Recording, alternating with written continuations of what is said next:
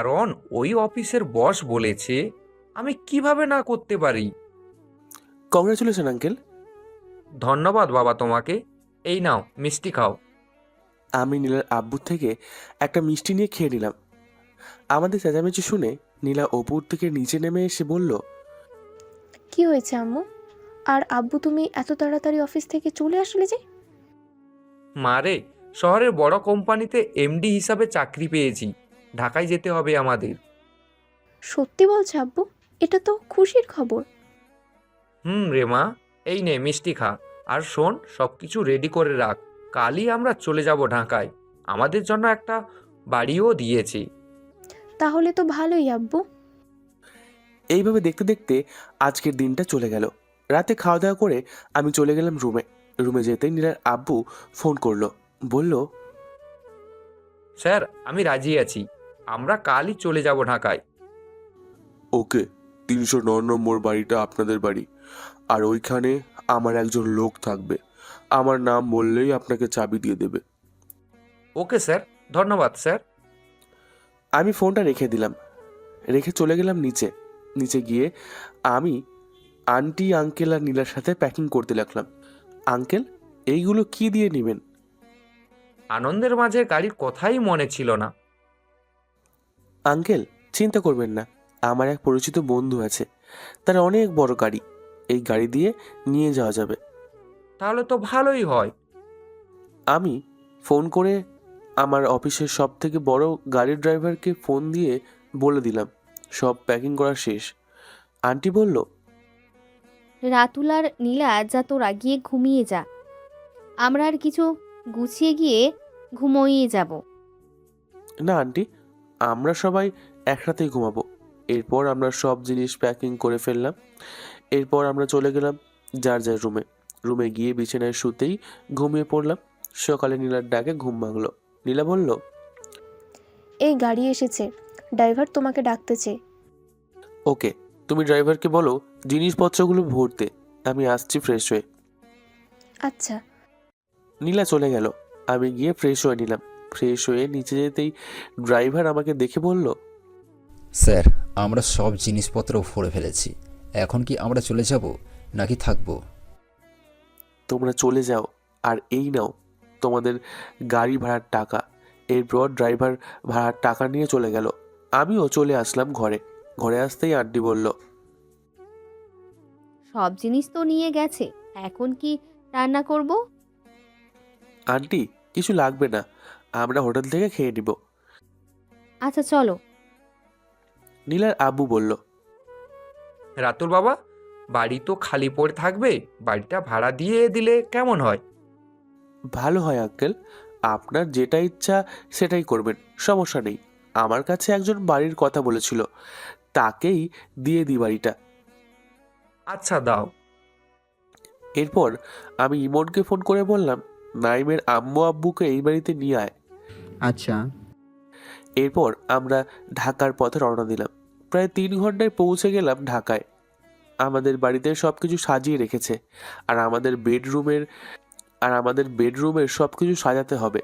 আমি, নীলা, aunty, uncle মিলে আমাদের বেডরুমটা ঠিক করে নিলাম।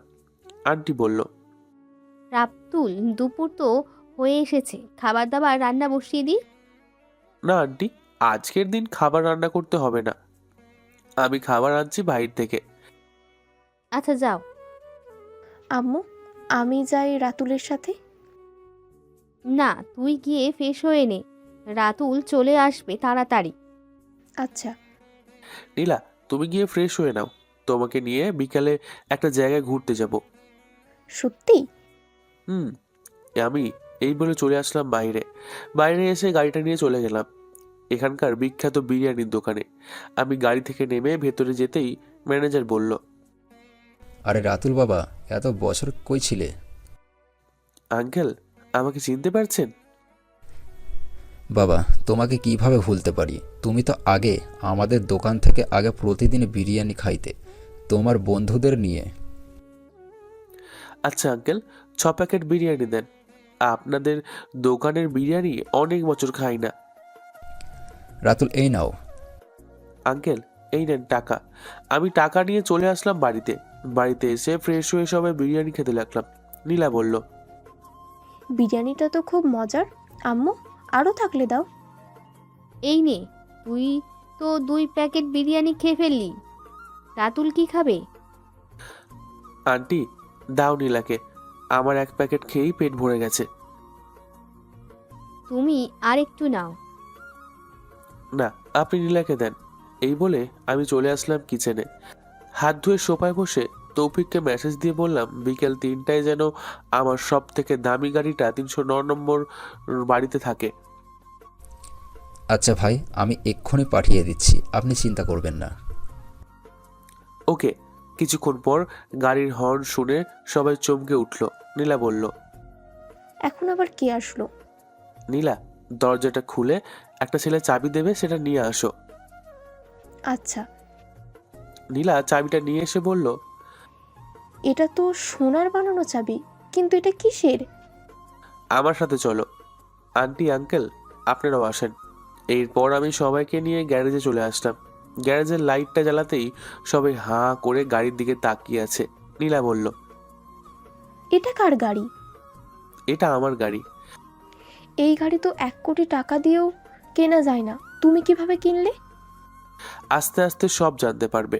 আজকে এটা দিয়ে ঘুরতে যাব। আঙ্কেল বলল, রাতুল, আমি তো এখানকার কিছু চিনি না, কোথায় যাব? আঙ্কেল, আমাদের বাড়ি থেকে একটু সামনে হোটেলে একটা সুন্দর পার্ক আছে, আর ওইখান থেকে একটা রিক্সাওয়ালাকে বলবেন নদীর ধারে নিয়ে যেতে। ওইখানে খুব সুন্দর জায়গা আছে। আজকে যাব না, কাল তুমি আমাদের নিয়ে যাবি। Okay uncle. এরপর আমরা সবাই খেয়ে গল্প করতে লাগলাম। আঙ্কেল বলল, রাতুল, তোমাদের বাড়ি তো এইখানেই, তো আমাদের কবে দিয়ে যাবা?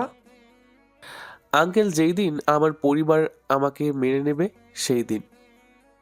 আচ্ছা আচ্ছা, এইখান থেকে আমার অফিসটা কত দূর হবে? আঙ্কেল, এই তো 7 থেকে 10 মিনিট লাগে যেতে। আমি দেখিয়ে দিব নে। আচ্ছা, আজকে তো তোমরা ঘুরতে যাবে, নীলাকে দেখে রেখো, নীলা তো এইখানে নতুন। আঙ্কেল, আপনার কোনো চিন্তা করতে হবে না। যদি হারিয়েও যায়, একটা রিক্সাওয়ালাকে 309 নম্বর বাড়িতে নিয়ে যেতে বললেই নিয়ে আসবে। আর নীলাকে সব চিনিয়ে দেবো ওইখানে। 4টা তো বেজে গেছে, কখন যাবে? এখনই যাব। যাও, তুমি কালো বোরকা আর হিজাবটা পরে আসো। আচ্ছা। আন্টি, বিরিয়ানিটা কেমন হয়েছিল? খুব ভালো, মনে হচ্ছিল আমি অমৃত খাচ্ছি এমন। আচ্ছা, আমি ছোট থেকে এই চাচার দোকানে বিরিয়ানি খেতাম, তাই আজও ভুলতে পারি না সেই বিরিয়ানির স্বাদ। নীলা চলে আসলো। নীলার দিকে তাকিয়ে দেখি নীলার কোনো কিছু দেখা যাচ্ছে না, এমন করে সেজে এসেছে। আন্টি বলল, নীলা, আজ তোকে খুব সুন্দর লাগছে, যা ঘুরে আয়। আমি নীলাকে নিয়ে চলে আসলাম বাইরে। বাইরে এসে গ্যারেজ থেকে রিমোট কন্ট্রোল দিয়ে গাড়িটা বের করে আনলাম। নীলা বলল, এটা কিভাবে আনলে? এটাতে রিমোট সিস্টেম করা আছে, গাড়ি চুরি করে নিয়ে গেলেও আমি আনতে পারবো। এরপর গাড়ি চালিয়ে চলে আসলাম ইমতিয়াজের বাসায়। মুখে মাস্ক পরে নিলাম।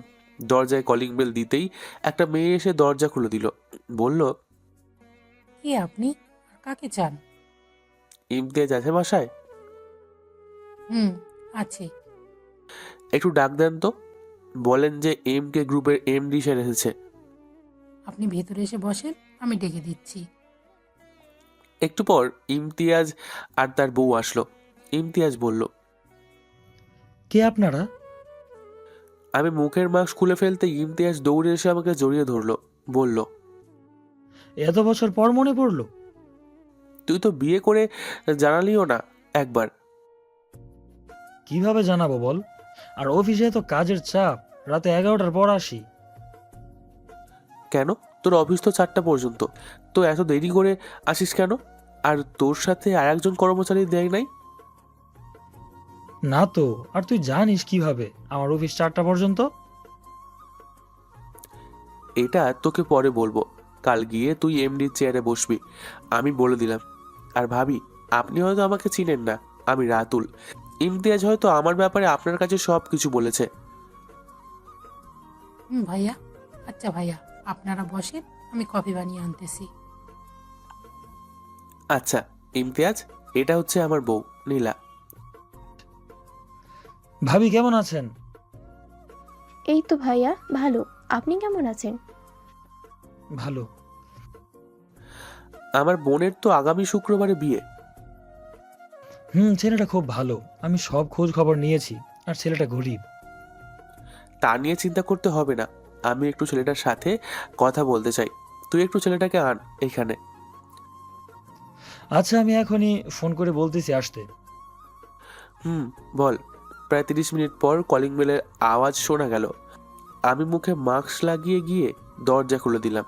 দরজা খুলতে একটা ছেলে ঘরে ঢুকে আসলো, বলল, ইমতিয়াজ ভাইয়া আমাকে ডেকেছেন? তুমি যাকে বিয়ে করছো এটা হচ্ছে তার বড় ভাই। আসসালামু আলাইকুম ভাইয়া। ওয়ালাইকুম আসসালাম। শিবন তুমি? আমি মুখের মাস্কটা খুলে ফেললাম। স্যার আপনি এইখানে? আর আমি স্যার না, আমাকে শালা বলে ডাকবা। তা কিভাবে হয় স্যার?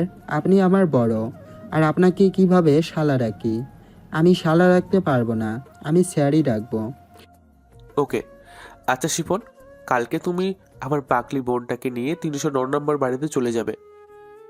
আচ্ছা স্যার। আর আমার কথা বলবা না ওকে। আর যদি কেউ বলে কাকে চাই, তাহলে আমার অফিসের নামটা বলবা, তাহলেই হবে।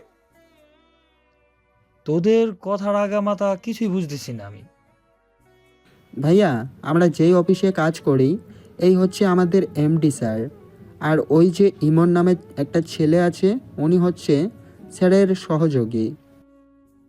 স্যার বসেন আপনি। আমার বাড়িতে আসছেন, কি খাওয়াবো? আব্বে হালার পুত, চুপ। আমরা বন্ধু, আর কোনো স্যার না, ওকে? তোর বোনকে ফোন দিয়ে বললেই তো আসে এখানে। শিপন তুমি গিয়ে নিয়ে আসো, যাও। আচ্ছা। এরপর শিপন চলে গেল। আমরা গল্প করতে লাগলাম। ইমতিয়াজ বলল, তাই কিভাবে কি? কেন, ভুলে গেছিস আমাদের সেই গ্যাংয়ের কথা? না ভুলি নাই, কিন্তু আমাদের স্যারকে তো মেরে ফেলেছিল কে যেন। আমি মেরেছি, নীলা পেছন থেকে বলল। কাকে মেরেছো? আসলে নীলা আর ইমতিয়াজের বউ আমাদের জন্য কফি বানাতে গিয়েছিল। আরে নীলা, তুমি আসছো? বসো বলছি। ছোটবেলায় আমার ব্যাট বল খেলতে গিয়ে আমি ইমতিয়াজকে মেরেছিলাম, সেই কথাই বলছিলাম। ইমতিয়াজকে চোখ টিপ দিয়ে বললাম কথাটা। ও আচ্ছা, তোমরাও খাও, কলিংয়ে বাজতেছে, আমি খুলে দিয়ে আসি। না, তুমি যেও না, তুমি ওপরের রুমে যাও ইমতিয়াজের বউকে নিয়ে। কিন্তু কেন? যাও বলছি। আমি জোরে চিৎকার দিয়ে বললাম। নীলা আর ইমতিয়াজের বউ চলে গেল উপরে। ইমতিয়াজ, এই নে পিস্তল, রেডি থাকিস, যে কোনো সময় গুলি লাগতে পারে। তুই চিন্তা করিস না, আমি আছি। আমি আর ইমতিয়াজ দুজনে পাশে দাঁড়িয়ে পড়লাম। আর আমি এক হাত দিয়ে দরজা খুলতেই একটা ছেলে পিস্তল হাতে নিয়ে ভেতরে ঢুকলো। আমি আমার পিস্তলের সাইলেন্সার লাগিয়ে রবার্ট বুলেট মারতেই ছেলেটা পড়ে গেল নিচে। আর এই রবার্ট বুলেট যার শরীরে লাগবে সে 2 ঘন্টা অজ্ঞান হয়ে থাকবে। এরপর আরও 5 বা 6টা ছেলে আসলো। আমরা একে একে সবাইকে গুলি করে মাটিতে শুইয়ে দিলাম। ইমতিয়াজ পেছন থেকে জানালা দিয়ে দেখ কেউ আছে কি না। বাইরে দেখে কেউ নেই। তাই আমরা আমার গাড়ি থেকে ফার্স্ট এড বক্সটা এনে অজ্ঞান করার ঔষধটা ইঞ্জেকশন দিয়ে শরীরে ঢুকিয়ে দিলাম। আর আমি আর ইমতিয়াজ মিলে ইমতিয়াজের গ্যারেজে সবাইকে বেঁধে রাখলাম। ইমতিয়াজ বলল, কি রে, তুই এই খবর কোথা থেকে পেলি? ইমন আমাকে বলে দিয়েছে যে হয়তো আজকে আমাদের উপর অ্যাটাক করবে, তাই আমি সবকিছু রেডি করেই এসেছি। আমি আর ইমতিয়াজ উপরে যেতেই নীলা ইমতিয়াজের বউকে বলল, ভাবি, ওরা নিচে কি করতেছে? জানি না আমাদের উপর হঠাৎ রেগে গেল কেন। কফি কি খারাপ হয়েছে নাকি?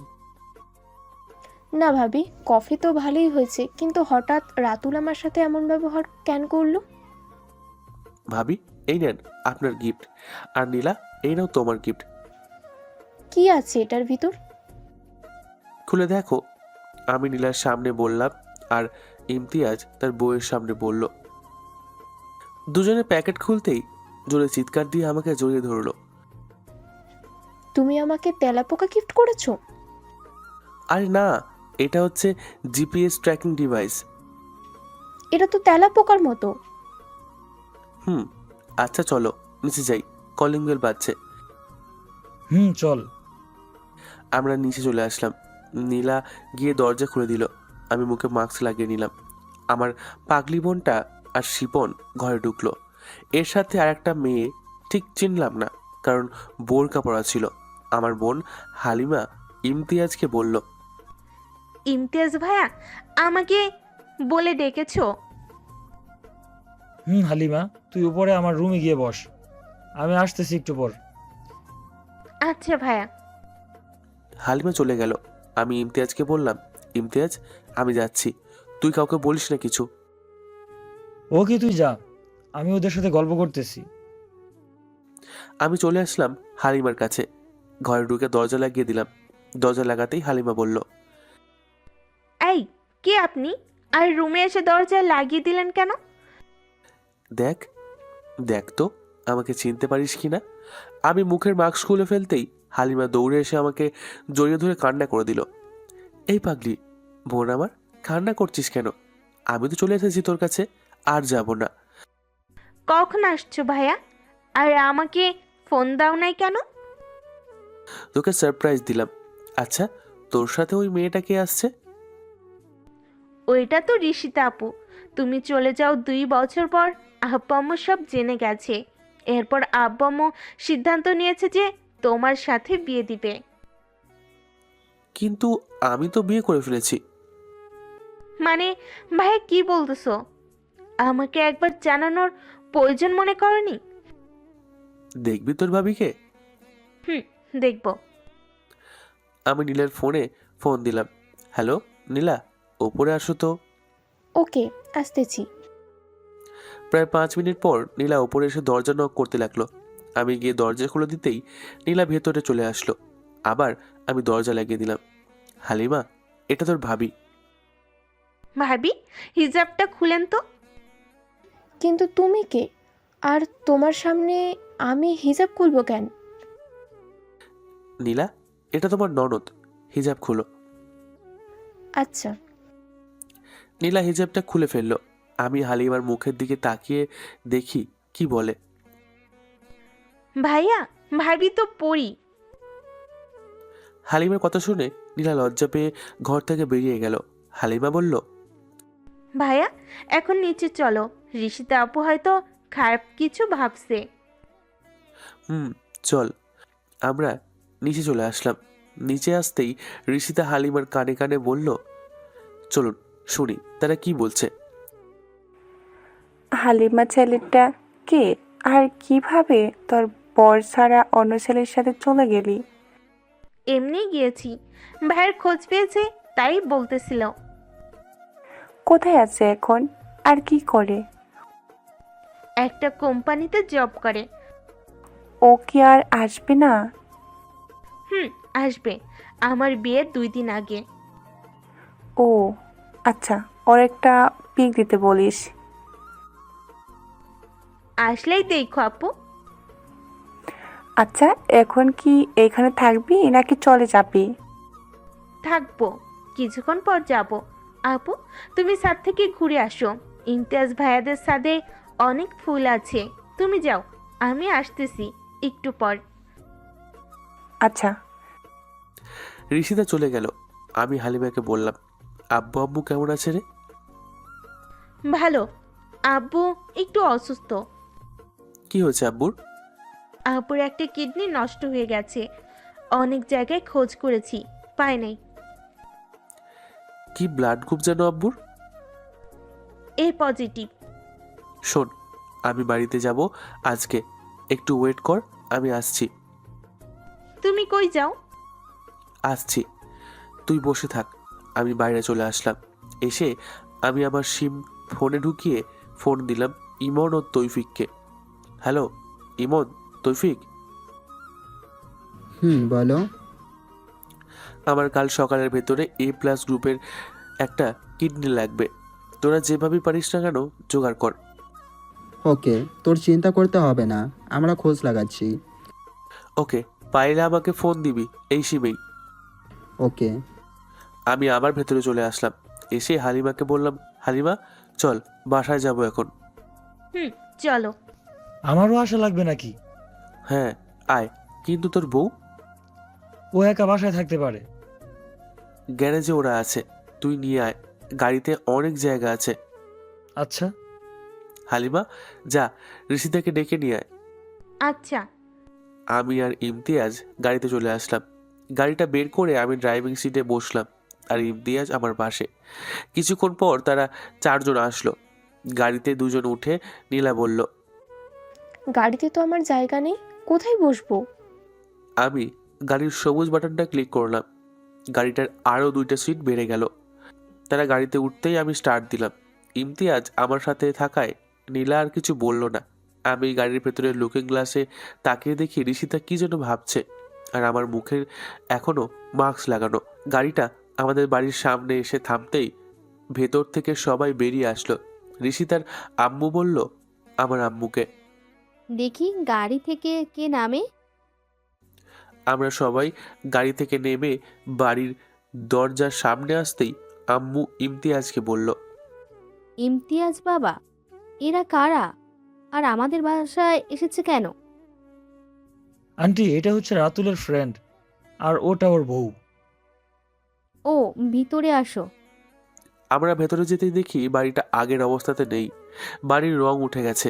কিছুক্ষণ পর আব্বু নিচে আসলো। আমি আব্বুকে দেখে চোখের পানি আটকাতে পারলাম না। আব্বুর শরীর শুকিয়ে গেছে, কাঠ হয়ে গেছে। আমি আব্বুর কাছে গিয়ে বললাম, আসসালামু আলাইকুম আব্বু। ওয়ালাইকুম সালাম। বাবা, কি বলে ডাকলে আমাকে? আব্বু বলে ডাকছি। আমারও তোমার মতো একটা ছেলে ছিল।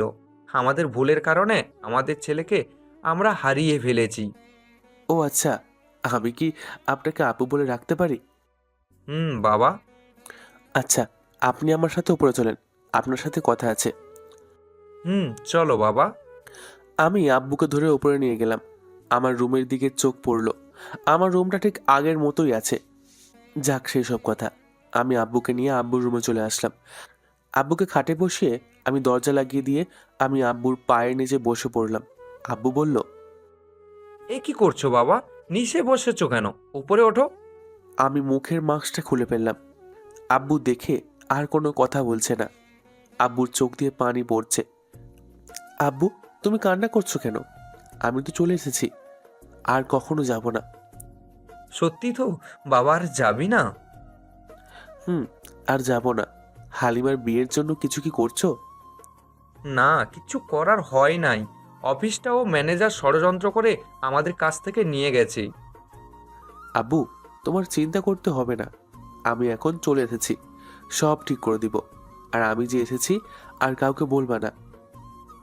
আচ্ছা। আর আমি বিয়ের সব ব্যবস্থা করছি, তোমার কোনো চিন্তা করতে হবে না। আর আমার সাথে চলো, তোমার চিকিৎসা করাবো। বাবা, তুই এত টাকা কোথায় পাবি? বাবা, তোমার ছেলে শহরের টপ বিজনেসম্যান। আমার 6টা কোম্পানি আছে, আর এইখানে আরও 2টা নতুন কোম্পানি হচ্ছে। আব্বু তুমি নাকি ঋষিতার সাথে আমার বিয়ে ঠিক করেছো? বাবা। কিন্তু আব্বু আমি তো একটা মেয়েকে ভালোবাসি। বাবা, তুই যদি এই বিয়েটা না করিস তাহলে তোর চাচা চাচির কাছে আমি মুখ দেখাতে পারবো না। আচ্ছা দেখি কি করা যায়। এখন চলো নিচে। আমি আর আব্বু নিচে আসলাম। নিচে আসতেই আম্মু বলল, বাবা, এই নাও, দুধটা খেয়ে নাও। তোমাকে দেখতে অনেকটা আমার ছেলের মতো লাগছে, তাই। আন্টি আপনার ছেলে খুব শীঘ্রই ফিরে আসবে, চিন্তা করবেন না। আমি আম্মুর হাতে 30 লক্ষ টাকার একটা চেক দিয়ে বললাম, এটা আপনার কাছে রাখেন, আর হালিমাকে নিয়ে কাল গিয়ে ওর জন্য গহনা কিনে আনবেন। আমি বিয়ের সব ব্যবস্থা করছি। তুমি কেন আমাদের টাকা দিবি? আপনার ছেলে বলেছে দিতে, তাই দিচ্ছি। আজ 7 বছর 8 মাস 12 দিন হয়ে গেছে সেই বাড়ি ছেড়ে চলে গেছে। ঘরটা ফাঁকা ফাঁকা লাগে। আপনি একটু আমার সাথে আসেন আপনার রুমে, আপনাকে একটা কথা বলবো। যা বলার এখানে বলবেন, সবাই শুনবে আপনার কথা।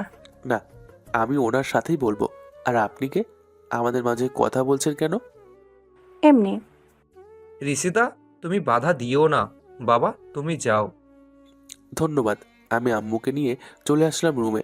রুমে এসে দরজা লাগিয়ে দিয়ে আম্মুকে সেই 7 বছর আগের মতো করে জড়িয়ে ধরলাম, যেভাবে আগে জড়িয়ে ধরতাম। আম্মু বলল, রাতুল বাবা, তুই এসেছিস? হ্যাঁ আম্মু, তোমার ছেলে তোমার কাছে চলে এসেছে, আর যাবে না কখনো। কিন্তু আম্মু, তুমি আমাকে কিভাবে চিনলে? বাবা, তুই ছাড়া অন্য কেউ এইভাবে জড়িয়ে ধরে না। আর আমি তোর মা, সব কিছু অনুভব করতে পারি। তা বাবা, তুই এতদিন কোথায় ছিলি? চট্টগ্রামে ছিলাম। তোমাদের কথা অনেক মনে পড়েছে, কিন্তু আসি নাই। ভেবেছিলাম যদি আবার অপরাধী হই আব্বুর কাছে। তোর বোনের তো বিয়ে, আর আমাদের অফিসটাও কেড়ে নিয়েছে। আব্বুর কাছ থেকে সব শুনেছি। আর আম্মু, তোমার চিন্তা করতে হবে না। আমার যে ধন সম্পদ আছে, তোমরা সারা জীবন খেয়েও শেষ হবে না। বাবা, তুই কি কাজ করিস? আর তোকে অনেক দিন হয়েছে নিজের হাতে খাইয়ে দি না। আজকে খাবি আমার হাতে? না আম্মু, আজকে চলে যাব। আজকে চট্টগ্রাম থেকে এসেছি, আর আমার কোম্পানি আছে অনেকগুলো। আর এইখানে আরও 3টা কোম্পানি তৈরি হচ্ছে। আর তুমি কাল সকালে হালিমার সাথে আমার বাড়িতে যেও, তোমার হাতের রান্না খাবো। আজকে বাবা থেকে যা। না আম্মু। আর আম্মু, এই নাও আর একটা চেক। এটা আমার চাচা চাচিকে দিয়ে বলবা আমাদের বাসা থেকে চলে যেতে, আর আমি ওদের জন্য বাড়ি কিনে দেবো। ওরা তো বাবা মাপ চাইছে, ওদের মাপ করে দে। না আম্মু, আমাকে ওরা যেই শাস্তি দিয়েছে ওদের তা পেতে হবে। বিনা কারণে 7 বছর তোমার কোল থেকে আমাকে দূরে রেখেছে ওরা। আমি আর ওদের মুখ দেখতে চাই না। আর আম্মু, ঋষিতার সাথে আমার বিয়ে ভেঙে দাও। আমি ওকে বিয়ে করব না। আমি অন্য একটা মেয়েকে বিয়ে করেছি। আর যদি তোমরা আমাকে জোর করো বিয়ের জন্য, তাহলে আর কখনো আমাকে কাছে পাবে না। তোর বিয়ে আমরা ভেঙে দিব আজকে। তুই প্লিজ বাবা, আমাদের আর ছেড়ে যাস না। আমার কথা যেন মনে থাকে। মনে থাকবে। চল নিচে যাই। হ্যাঁ চলো। আমি আর মা নিচে চলে আসলাম। নিচে আসতেই আব্বু বলল, বাবা, আজকে থেকে যাও না। না, আবার আসবো কালকে। কাল থেকে এই বাড়িতে থাকবো। আচ্ছা বাবা। আচ্ছা, আমরা এখন চলে যাই। এখনই চলে যাবে? হ্যাঁ, আবার তো আসবোই। ওকে, যাও। আমি বাইরে চলে আসলাম। বাইরে এসে দেখি গাড়িতে উঠতেই ইমতিয়াজ, নীলা আর ইমতিয়াজের বউ আসলো। নীলা বলল, ইমতিয়াজ ভাইয়া, আপনি ভাবির সাথে বসেন, আমি সামনে বসি। আচ্ছা যাও। ধন্যবাদ ভাইয়া। নীলা আমার সাথে এসে বসে পড়লো। আমি গাড়ি স্টার্ট দিয়ে চলে আসলাম ইমতিয়াজের বাসায়। বাসায় আসতে ইমতিয়াজের বউ বলল, ভাইয়া চলো বাসায়, আমি রান্না করে খাওয়াবো। না, আজ না, কাল খাবো। আরে চল বেটা, এখনো রাত হয় নাই, যেতে পারবি। ইমতিয়াজের জোড়াজুড়িতে আমি আর নীলা ভিতরে গেলাম। নীলা আর ইমতিয়াজের বউ রান্না করতে চলে গেল। আমি আর ইমতিয়াজ বসে কথা বলছি। ইমতিয়াজ বলল, আমাকে কিছু টাকা দিতে পারবি? আমি নিজে একটা কোম্পানি খুলবো। কত টাকা লাগবে? আর আমার তো কোম্পানি হচ্ছে, ওইখানে না হয় এমডি হিসেবে থাকবি আর কাজ করতে থাকবি। তা তো পারবো। আচ্ছা, তুই আমাকে কিছু টাকা দিস, আর আমার কাছে আছে কিছু টাকা। ওকে, নিস যখন লাগে। আচ্ছা। আমরা এইভাবে খেতে খেতে কথা বলতে লাগলাম। কিছুক্ষণ পর নীলা এসে বলল, আব্বু আম্মু ফোন দিয়েছে, বলছে যাওয়ার জন্য তাড়াতাড়ি। এই তো একটু পর যাব। ওকে। নীলা চলে গেল আবার রান্না করে এনেছে নীলা আর ইমতিয়াজের বউ। খাওয়া দাওয়া শেষ করে ইমতিয়াজের কাছ থেকে বিদায় নিয়ে চলে আসলাম বাসায়। বাসায় আসার সময় বিরিয়ানি নিয়ে আসলাম। নীলার আব্বু বলল, কোথায় গিয়েছিলে বাবা? এই তো একটু বাসায় গিয়েছিলাম। ও আচ্ছা, চলো খেয়ে নিই। হ্যাঁ চলেন। আমরা গিয়ে খেয়ে ফেললাম। আমি রুমে চলে আসলাম। কিছুক্ষণ পর নীলা এসে দরজা বন্ধ করে বুকের ওড়নাটা নিচে ফেলে আমার কাছে আসতে লাগলো। নীলা বলল, আজকে আমাকে আদর করতেই হবে, না হলে আমি নিজেই করব। নীলা, আমাদের বিয়ে হয় নাই এখনো, আর কিছুদিন পর করব আদর। না, এক্ষুনি করতে হবে। আচ্ছা, কিন্তু প্রোটেকশন আনি, তারপর করব। ওকে, রাতে যেন পাই। ওকে, কান্না করলে দেখো পেটানি দিব একটা। না, কান্না করব না, তুমি আনো। আমি আর কিছু না বলে চলে আসলাম ফার্মাসিতে। ডাক্তার বেটাকে বলতেও শরম করছে, এই প্রথম। ডাক্তার বলল, ভাই আপনার কিছু লাগবে নাকি? লাগবে, কিন্তু শরমে বলতে পারছি না। প্রোটেকশন লাগবে নাকি? হ্যাঁ, আসলে এই প্রথম তো, তাই। অনেকজন এটা বলতেও শরম পায়, আমি আপনার মুখ দেখেই বুঝতে পারছি। আমি প্রোটেকশন নিয়ে চলে আসলাম বাসায়। বাসায় আসতেই নীলার আব্বু বলল, রাতুল, কোথায় গিয়েছিলি? ডাক্তারের দোকানে গিয়েছিলাম ঔষধ আনতে। কেন, কার কি হয়েছে? আসলে আঙ্কেল, আমার গ্যাস্ট্রিক হয়েছে, তাই গ্যাস্ট্রিকের বড়ি আনতে গেছিলাম। আমাকে বলতে পারতা, আমার কাছে আছে। থাক ওটা, ওইটা আপনি খাইবেন। আচ্ছা, আমি ঘরে যাচ্ছি। আমি ঘরে যেতেই নীলা বলল, আনছো প্রোটেকশন? হ্যাঁ আনছি, এই নাও। এইটা আনছো কেন? তো কোনটা আনবো? তুমি তো আর নাম বলো নাই যে ওইটা আনবো। আচ্ছা যাই হোক, পরের বার ওটা আনো। না, এইবারই করব, আর করব না, পরে বিয়ের পর করব। তুমি তো সেই কবে থেকেই বলতেছো বিয়ে করবে বিয়ে করবে, আর করারই খবর নাই। আমার ছোট বোনটার বিয়েটা হয়ে যাক, তারপর করব। আর এই রীতিশার সাথে যেন না ঘেঁষতে দেখি। না, ঘেসবো না, তুমি আমার সাথে থেকো। থাকবো। আর একটা কথা, যদি তুমি অন্য কোনো মেয়ের সাথে দেখি কথা বলতে বা অন্য কিছু করতে, তাহলে দেখো আমি মরেই যাব। চুপ নীলা। আচ্ছা, কিচ্ছু খাইবা না কি এখন? না, তুমি নিচ থেকে আপেল আর কমলা নিয়ে আসো, রাতে খাবো। ওকে। নীলা নিচে চলে গেল। আমি সেই 7 বছর আগের ফেসবুক আইডিটা লগ ইন করলাম। লগ ইন করতেই হাজার হাজার মেসেজ আর নোটিফিকেশনে ভরে গেল। আমি নোটিফিকেশনগুলো দেখে মেসেজ ঢুকতেই টুং করে একটা মেসেজ আসলো। আমি আইডির দিকে তাকিয়ে দেখি তাদের আলো লেখা আছে আইডির নামের জায়গায়। আমি মেসেজে ঢুকতেই অনেক মেসেজ, আস্তে আস্তে সব মেসেজ পড়তে লাগলাম। মেসেজ পড়া শেষ হলো, আবারও আর একটা মেসেজ আসলো। আমি সালামের উত্তর দিয়ে কেমন আছে জিজ্ঞেস করলাম। ওই পাশ থেকে বলল, ভালো, আপনি কেমন আছেন? ভালো। আপনাকে তো ঠিক চিনতে পারলাম না। আমি ঋষিতা। তুমি কোথায় আছো এখন রাতুল? আমি মেসেজটা সিন করে আর রিপ্লাই দিলাম না। আবার ঋষিতা মেসেজ করলো, কি হলো বলো। এই তো আছে একটা জায়গায়। প্লিজ আমাকে বলো, আমি তোমার সাথে দেখা করব। তোমার তোমার কাছে ক্ষমা চাইবো আগের কাজগুলোর জন্য। আমি আর কারোর প্রতি আসক্ত হতে চাই না। আপনি আর আমাকে মেসেজ দিবেন না, বাই। শুনো, আমি লাইন থেকে বেরিয়ে গেলাম। 5 মিনিট পর নীলা আসলো, বলল, এই রাতুল, রাতুল, এই রাতুল, হ্যাঁ হ্যাঁ বলো। কোন দেশের ভাবনায় পড়ে গিয়েছিলে? হানিবার কথা ভাবছিলাম, ওর বিয়েতে কি কি করা যায়। ও আচ্ছা, অনেক রাত হয়ে গেছে, চলো ঘুমাতে যাই।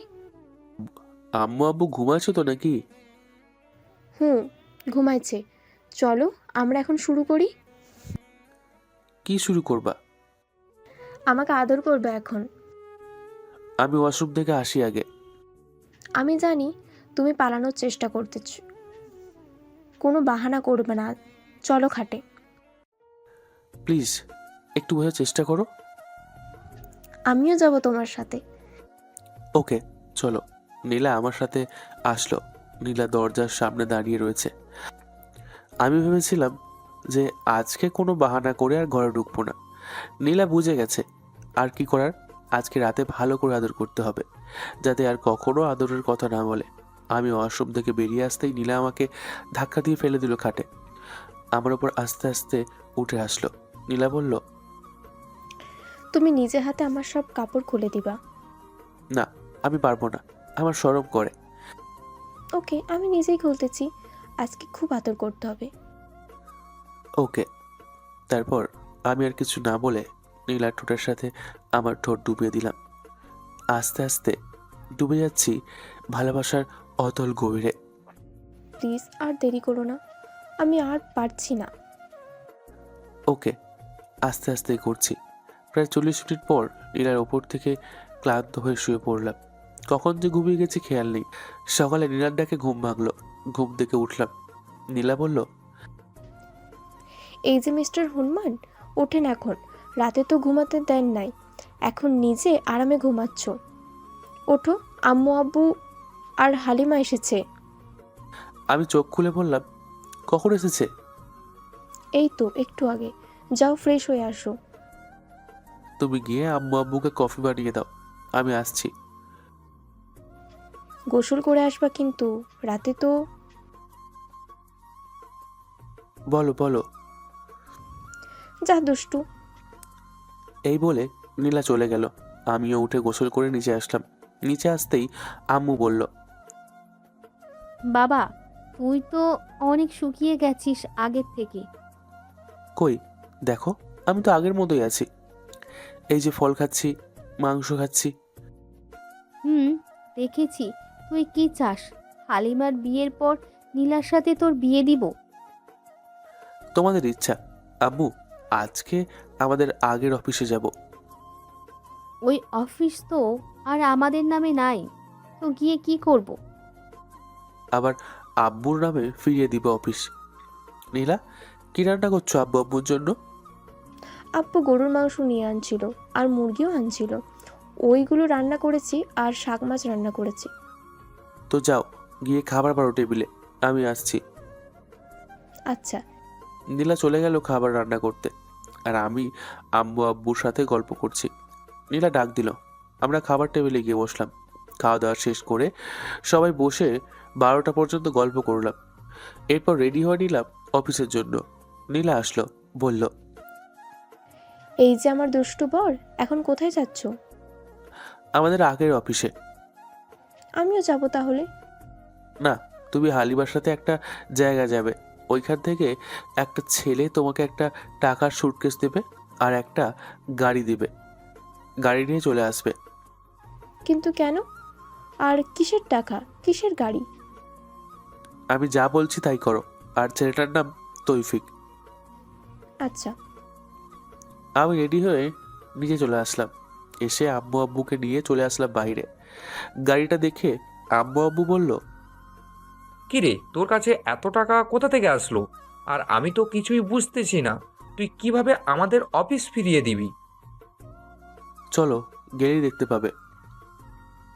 চল। আমি আম্মু আব্বুকে নিয়ে চলে গেছিলাম অফিসে। অফিসে আসতেই সবাই দাঁড়িয়ে আমাদের সালাম করলো। আমি আব্বুর কেবিনে চলে গেলাম। যেতেই ইমন, আর এখন আমাদের অফিসের যেই বস আছে, সে দাঁড়িয়ে আমাকে সালাম দিয়ে বলল, আসসালামু আলাইকুম স্যার। স্যার, আপনি আমাকে একবার ফোন দিয়ে বলে দিতেন, তাহলেই তো আমি এই অফিসটা দিয়ে দিতাম আপনার বাবাকে। আলমগীর, তুই আমার ছেলেকে বস বলছিস কেন? এমনি। এই দেখে নেন স্যার, আপনার অফিসে সব কাগজপত্র। আমার কাছে দেন, আমি দেখছি। আমি সব কাগজপত্র দেখে নিলাম। আলমগীর সাহেব, আগে আপনি যেই পদে কাজ করতেন, এখন থেকে সেই পদে কাজ করবেন। আর এই 7 বছরে যতজন গরিব মানুষের টাকা মেরে খেয়েছিস, সব আজকে দিবি, সবাইকে ডেকে। আচ্ছা স্যার, আমি এক্ষুনি সবাইকে বলে দিচ্ছি গাড়ি রাখার জায়গায় সবাইকে চলে যেতে। গাড়ি রাখার জায়গায় কেন? অফিসের 5 তলায় তো পুরো রুমটা ফাঁকা ছিল আগে, এখন কি হয়েছে? ওইখানে পুরনো জিনিসপত্র রাখা আছে। 1 ঘন্টার মধ্যে আমি 5 তলার পুরো রুমটা ফাঁকা দেখতে চাই। ওকে স্যার, আমি এক্ষুনি যাচ্ছি। হ্যাঁ, যান। আলমগীর চলে গেল। আমি আব্বুকে নিয়ে আব্বুর চেয়ারে বসিয়ে দিলাম। আব্বু বলল, আজ 7 বছর পর এই চেয়ারে আবার বসে অনেক আনন্দ লাগছে আমার। বাবা, একটা কথা বলবি সত্যি করে? হ্যাঁ আব্বু, বলো। তোর আসল পরিচয় কি? আর এই অফিস এত সহজেই দিয়ে দিল, এটার কারণ বুঝতে পারছি না। আব্বু, আমার আসল পরিচয় হচ্ছে আমি তোমাদের ছেলে। এছাড়া আর কোনো পরিচয় নেই আমার। আর আমি তো বলেছি আমার কোম্পানি আছে অনেকগুলো। এইখানে আমার কোম্পানি হচ্ছে নতুন। কিছুক্ষণ পর আলমগীর সাহেব এসে বলল, স্যার, 5 তলার পুরো রুম খালি করে দিয়েছে, চলেন এখন। হ্যাঁ চলেন, এরপর আমি আব্বু আম্মুকে নিয়ে চলে আসলাম 5 তলায়। আসতেই সবাই উঠে দাঁড়িয়ে সালাম দিল। আমি আব্বুকে বললাম, আব্বু তুমি কিছু বলো। আমি আর কি বলবো বাবা, তুইই বল। না, তোমার অফিসের শ্রমিক, তুমি বলো। আচ্ছা। এরপর আব্বু বলতে লাগলো, বলল, ওয়ালাইকুম সালাম। আশা করি আপনারা সবাই ভালো আছেন। আপনারা সবাই জানেন এটা আমার অফিস, আর আপনাদের হয়তো এই 7 বছরে অনেক কষ্ট হয়েছে, আর টাকাও পান নাই আপনারা। আজ আপনাদের সব টাকা দিয়ে দেওয়া হবে, আর অফিস ঠিক আগের মতো চলবে, চিন্তা করবেন না আপনারা। ধন্যবাদ স্যার আপনাকে। এখন সবাই সবার কেবিনে চলে যান। গিয়ে এখন যেইগুলো কাজ আছে ওইগুলো একটা ফাইলে রাখেন। কাল 10টায় এইখানে মিটিং হবে। মিটিংয়ের পর কাজ বুঝিয়ে দেওয়া হবে। এরপর দিন থেকে নিয়মিত কাজ চলবে। ধন্যবাদ আপনাদের। সবাই চলে গেল। আম্মু বলল, বাবা, আমার এইখানে কেমন যেন লাগতেছে, আমি বাসায় যাব। আচ্ছা চলো, আমার অফিসটা দেখিয়ে চলে যাব বাসায়। আচ্ছা চলো। আর নীলাকে কোথায় পাঠিয়েছিস? নীলাকে একটা কাজে পাঠিয়েছিলাম। আমরা যাইতে যাইতে নীলা আর হালিমা বাসায় চলে যাবে। আমি আব্বু আম্মুকে নিয়ে চলে আসলাম আমার অফিসে। আমার অফিসে আসতেই আব্বু অবাক হয়ে বলল, কিরে রাতুল, তুই কি ভুল জায়গায় চলে এসেছিস নাকি? না আব্বু, এটা আমার অফিস। আর নীলা জানে না আমার ব্যাপারে কিছু। তোমাদেরও বলার দরকার নেই কিছু। তোর ইচ্ছে, এইখানে তো প্রায় 5,000 মানুষের বেশি কাজ করে। হ্যাঁ, বাংলাদেশে টপে আছে আমার কোম্পানি। আব্বুকে পুরো অফিসটা ঘুরিয়ে দেখিয়ে চলে আসলাম বাসায়। বাসায় আসতে নীলা বলল, তুমি আমাকে কোথায় পাঠিয়েছো? এত ভারী লাগছে, আর এত দামি গাড়ি। তোমার পরিচয়টা সত্যি করে বলো, না হলে আমি হাত কাটবো এক্ষুনি।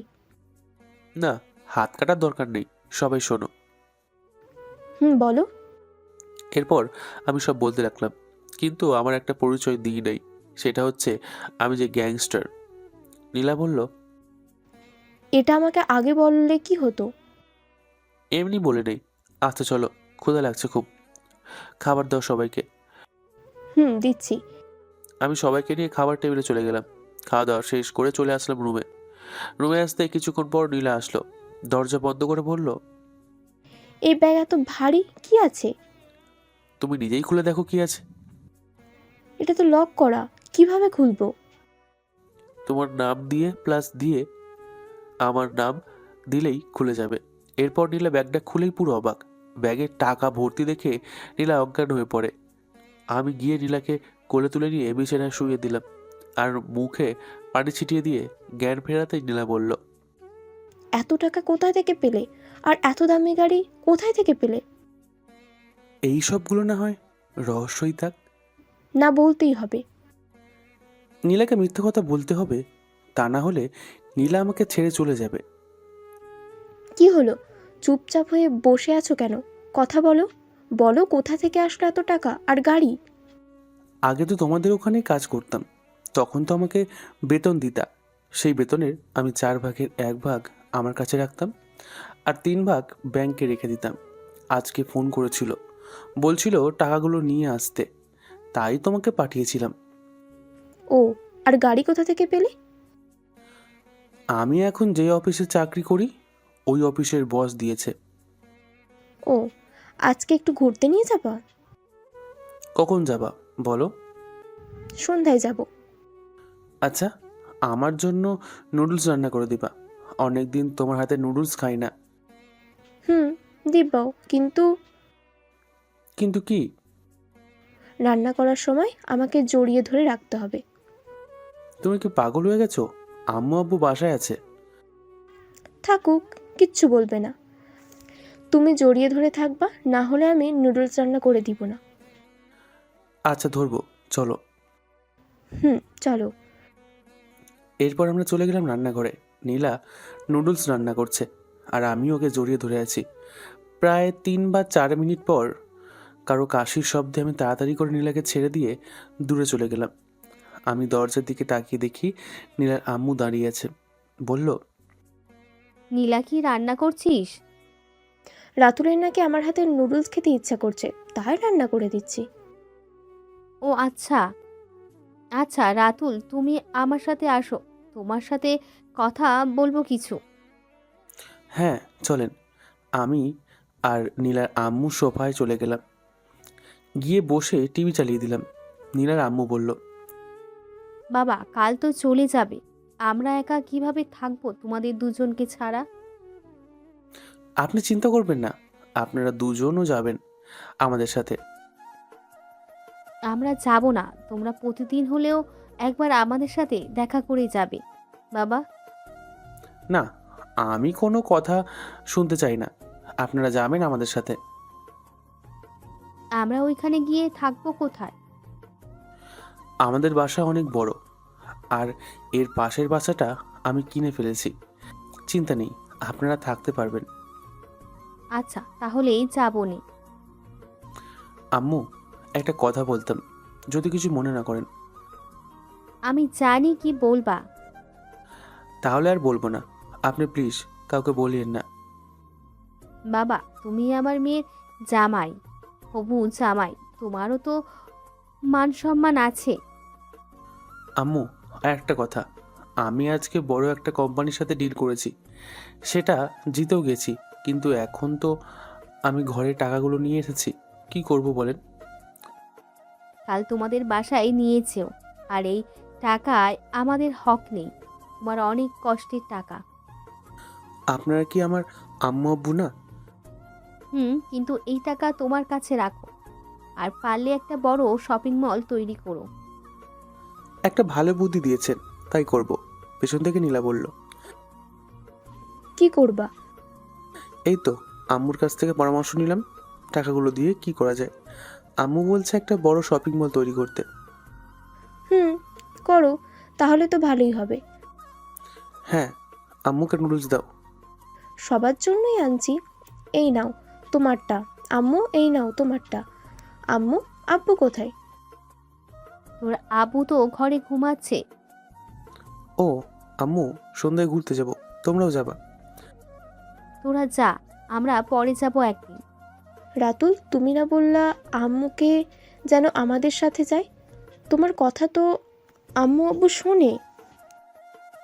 শাশুড়ি আম্মা, চলেন ঘুরে আসি। ঘরে আর কতক্ষণ বসে থাকবেন?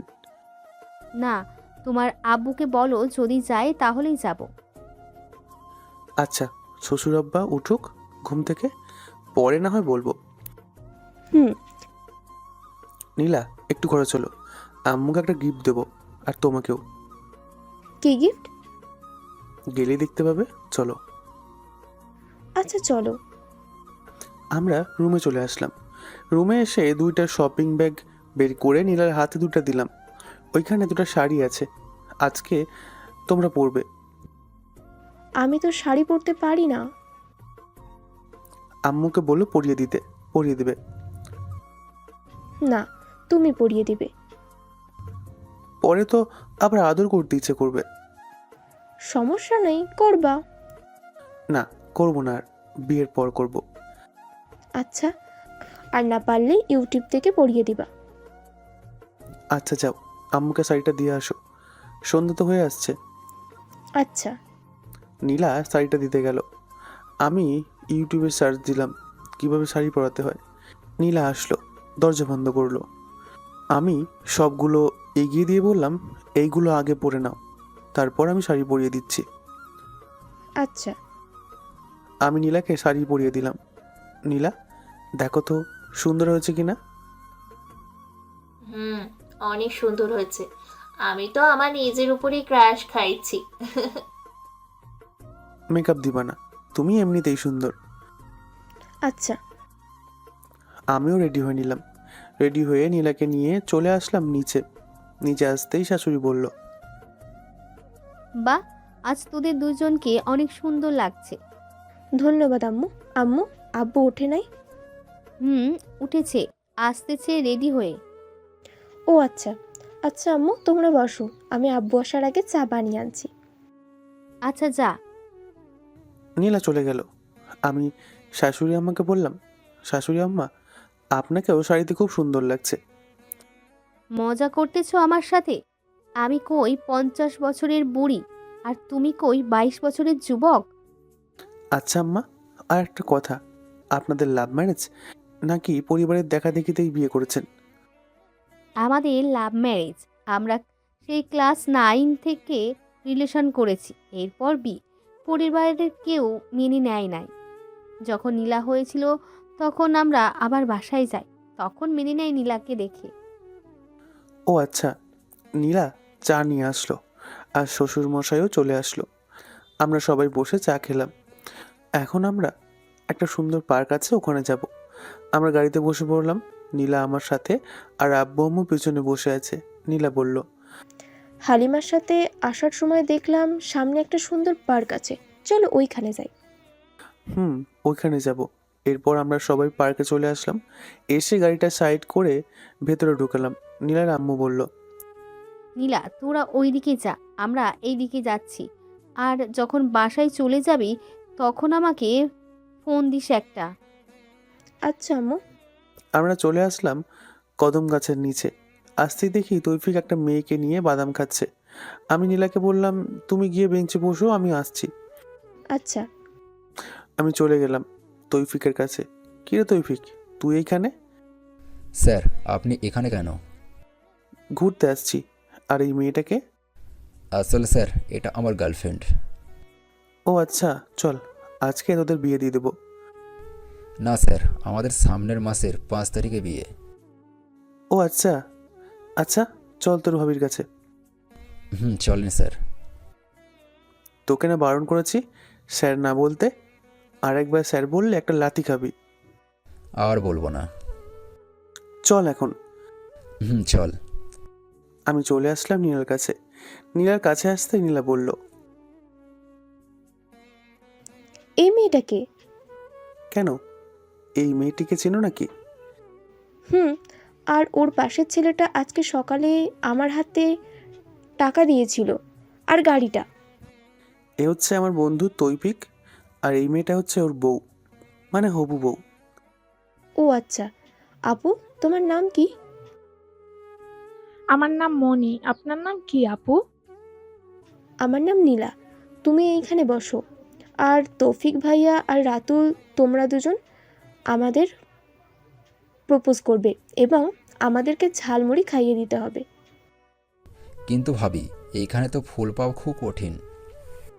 আমরা কিচ্ছু জানি না, আপনারা দুজনে যে ভাবেই হোক আমাদের প্রপোজ করবেন। আর না করতে পারলে? না করতে পারলে আমাদেরকে 1,00,000 টাকা করে দিতে হবে। তাহলে না করি, টাকাটা দিয়ে দিব নে। কি বলিস তৌফিক? স্যার। স্যার মানে? আরে ও পাগল হয়ে গেছে। ওর বসের সাথে ঘুরতে ঘুরতে আমাকেও এখন বস বলা শুরু করছে। ও আচ্ছা। আমরা টাকা পয়সা চাই না তোমাদের কাছ থেকে, আমরা প্রপোজ চাই, এছাড়া অন্য কিচ্ছু না। ওকে, দেখি ফুল পাওয়া যায় নাকি। যান ভাইয়া।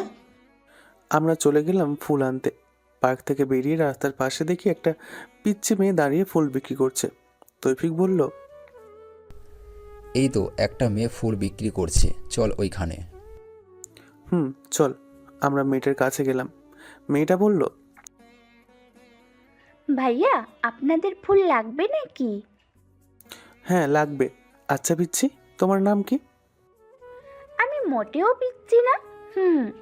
আর আমার নাম সোনালি। Nice name.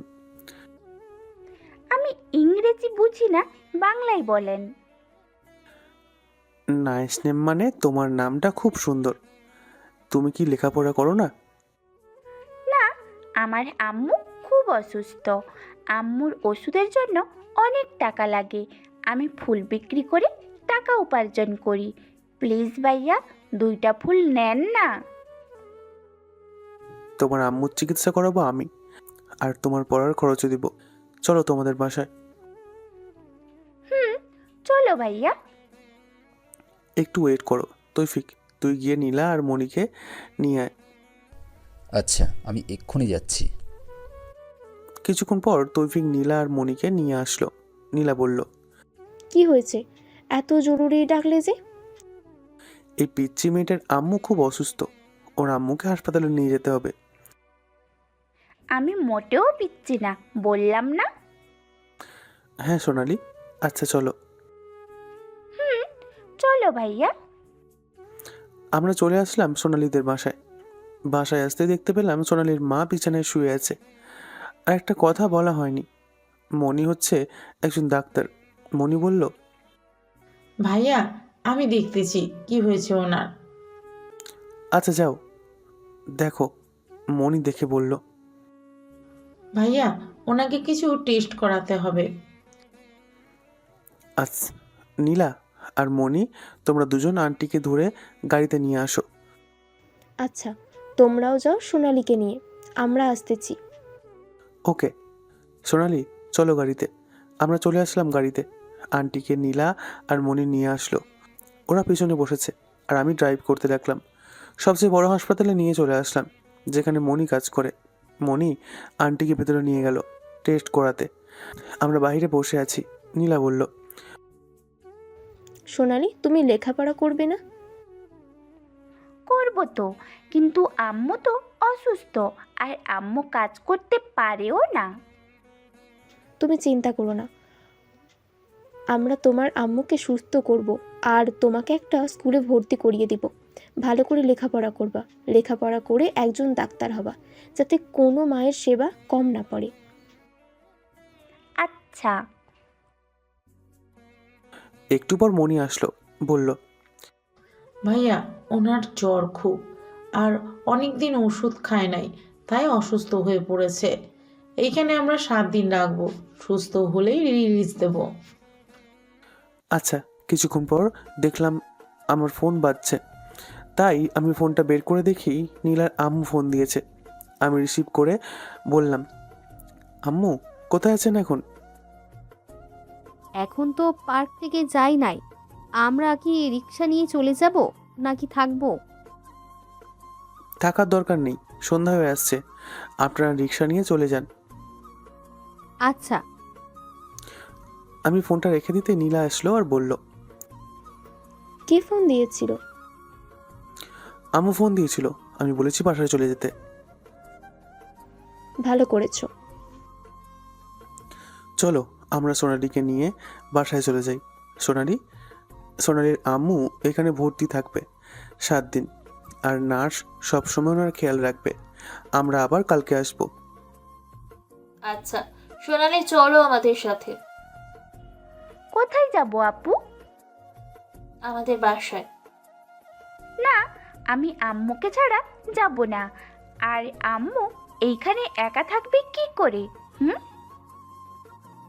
তোমার আম্মুকে চিকিৎসা করাবে, আর ওই যে 2টা মহিলা আছে, ওনারা তোমার আম্মুর খেয়াল রাখবে। আর আমরা আবার কালকে সকালে আসবো। আচ্ছা।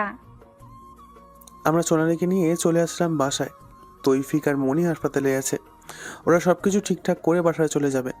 বাসায় আসতে নীলার আম্মু বলল, নীলা, এই মেয়েটা কে? তোমাকে পরে বলবো, আমরা ফ্রেশ হয়ে আসি আগে। আমরা চলে গেলাম রুমে গিয়ে ফ্রেশ হয়ে নিলাম। সোনালিকে নীলার আম্মু নিয়ে গেছে। আমরা নিচে আসতে দেখি সোনালি খাবার খাচ্ছে 2 হাতে। আমি গিয়ে বললাম, সোনালি আস্তে আস্তে খাও, আর ডান হাতে খাও। ভাইয়া, এই খাবার আমি কখনো খাই নাই, তাই 2 হাতে খাচ্ছি। তুমি হাত ধুয়ে আসো, আমি তোমাকে খাইয়ে দিব। সত্যি খাইয়ে দিবা আপু? খাইয়ে দিব। তুমি যাও, হাত ধুয়ে আসো। সোনালি হাত ধুয়ে আসলো। নীলা খাইয়ে দিল সোনালিকে।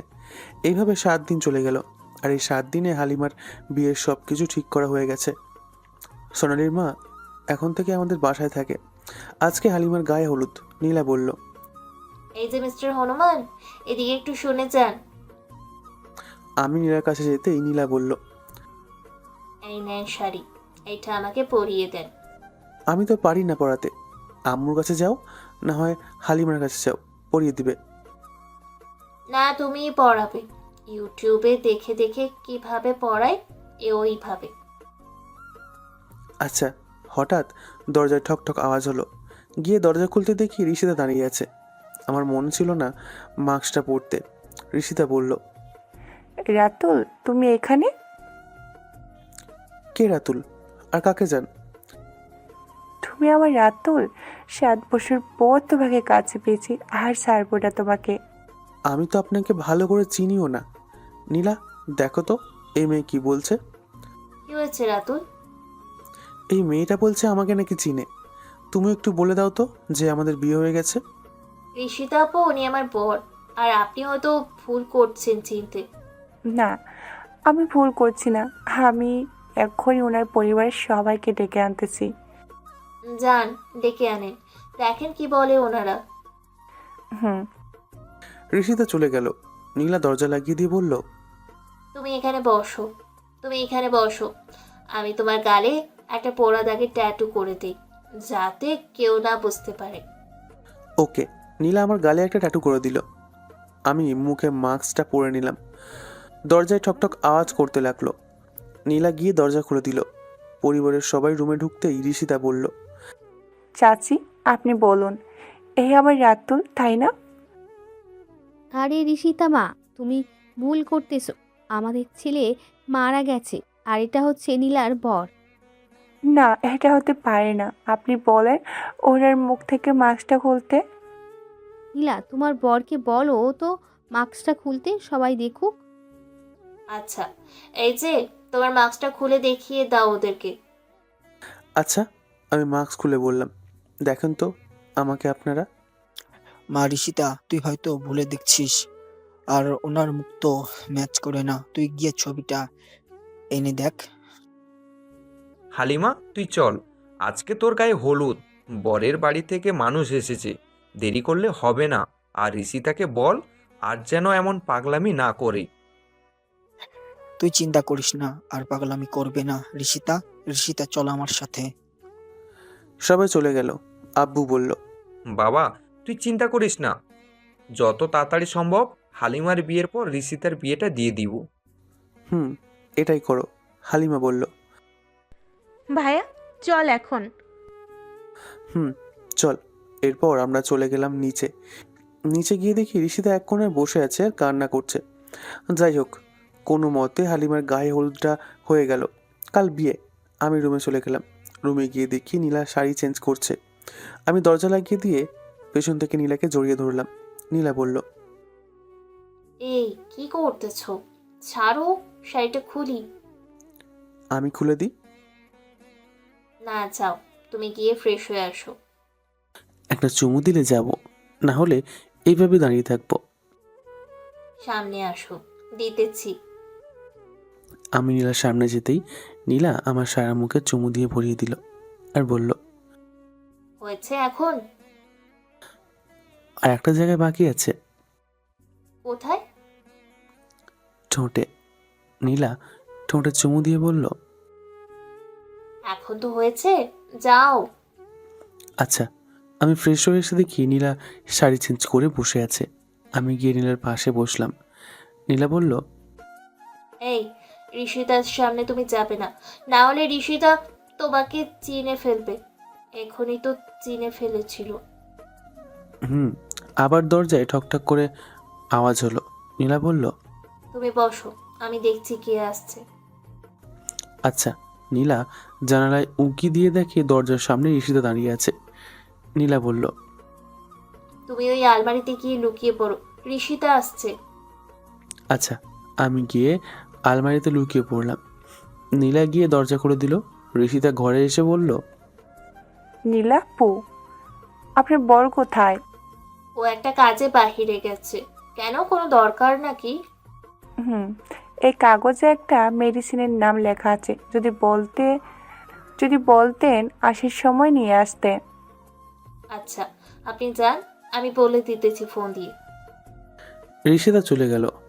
আমি বেরিয়ে বললাম, কি বলছে ঋষিতা? এই ওষুধটা এনে দিতে ঋষিতাকে। আমি ঔষধটা দেখে নীলাকে বললাম, নীলা, এটা তো মনে হয় ক্যান্সারের জন্য। আর কোন কোন রোগের যেন? মানি তো বলছিল। আচ্ছা, তুমি মানিকে ফোন করে জিজ্ঞেস করো। আর আমি যাচ্ছি ঋষিতার কাছে, গিয়ে জিজ্ঞেস করি, দেখি কি বলে। আচ্ছা। আমি মনিকে ফোন দিয়ে বললাম, হ্যালো মনি। ভাইয়া বলো। এই ঔষধ তো ক্যান্সারের, আর কোন কোন রোগের জন্য? আরো অনেক রোগ আছে। কেন ভাইয়া? এই ওষুধটা কাউকে দিয়ে পাঠিয়ে দাও, আমি 2 দিন পর আসবো। আচ্ছা ভাইয়া। মনি, কালকে তৌফিকের সাথে আসবে কিন্তু, আমার বোনের বিয়ে। ভাইয়া আমার একটা বান্ধবীরও বিয়ে কাল। আচ্ছা চেষ্টা করব আসার জন্য। আর আমি ওষুধ পাঠিয়ে দিতেছি। আচ্ছা। আমি শুয়ে শুয়ে ভাবছি, হঠাৎ আম্মু আসলো। আম্মু বলল, বাবা আসবো? আসো মা। আম্মু রুমে আসলো। আমি আম্মুকে বসিয়ে দিয়ে বললাম, আচ্ছা আম্মু, এই বাড়িতে কি কারো ক্যান্সারের সাথে অন্য কারো রোগ আছে নাকি? আছে কিন্তু। কিন্তু কি?